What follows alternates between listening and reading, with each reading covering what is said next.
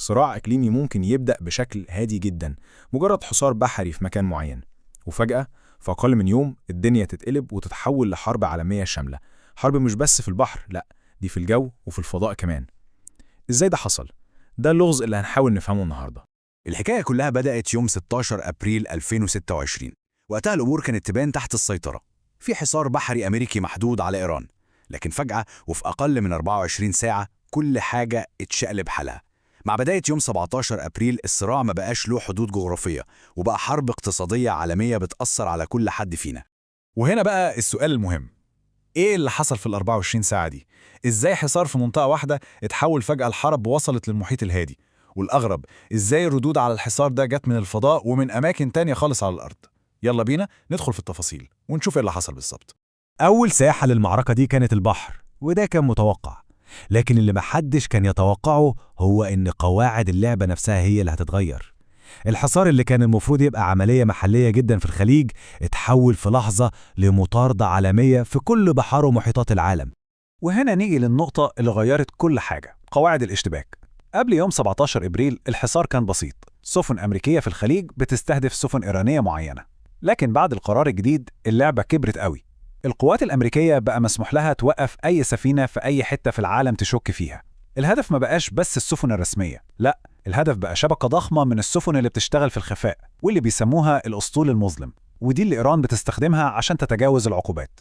وطبعاً لما بتقفل شرايين التجارة العالمية الصدمة الاقتصادية بتكون فورية ومدمرة.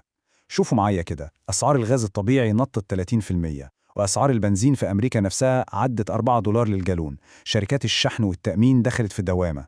لكن الكارثة الأكبر كانت في وقود الطيارات.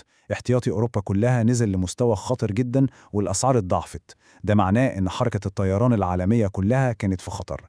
أزمة وقود الطيارات دي مش مجرد أرقام بنقولها، دي بتترجم لضربة مباشرة لاقتصادات المنطقة اللي معتمدة على السياحة. يعني إيه؟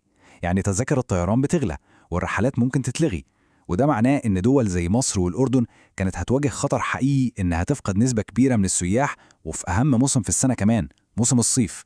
بنتكلم عن تراجع كان ممكن يوصل ل 9% في مصر و12% في الأردن. طيب كل ده وأمريكا ضاغطة بكل قوتها في البحار، إيران كانت بتعمل إيه؟ كانت بتجهز لضربتها المضادة في أماكن تانية خالص في السماء والفضاء. والمفاجأة إنها ما كانتش لوحدها، كان في لاعبين كبار تانيين بيساعدوها من ورا الكواليس. وهنا بقى الأمور بدأت تقلق واشنطن بجد.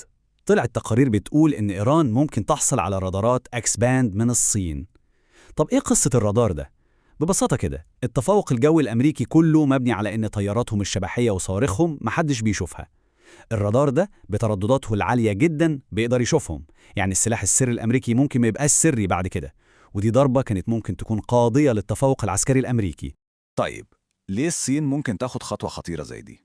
التحليلات بتقول إن الموضوع أكبر من مجرد بيع سلاح، دي لعبة شطرنج عالمية.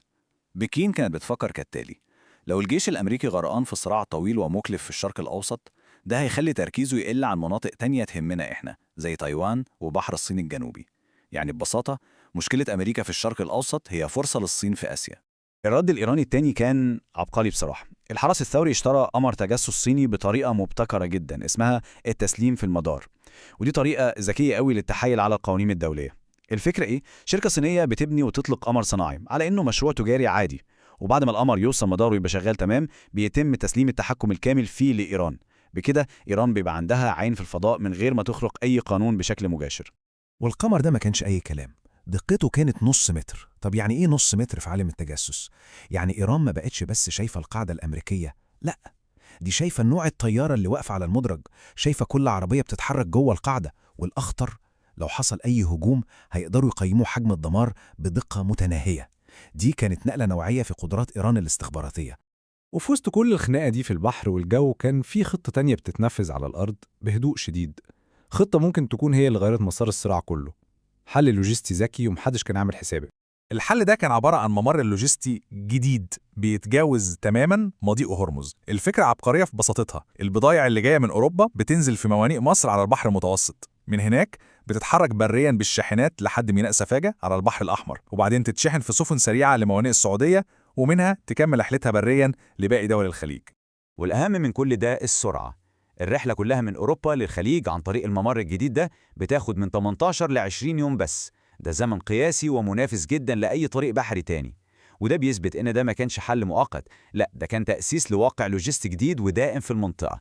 وهنا بنشوف التأثير الاستراتيجي الحقيقي للحركة دي. الممر الجديد ده عمل حاجة واحدة بسيطة لكنها كانت ضربة قاضية لإيران. هو سحب منها أقوى سلاح غير عسكري في إيديها، وهو التهديد الدائم بقفل مضيق هرمز. لعقود طويلة ده كان كارت الضغط الأهم اللي إيران بتلعب بيه. دلوقتي لما بقى في طريق بديل آمن وسريع، الكارت ده قيمته قلت جدا.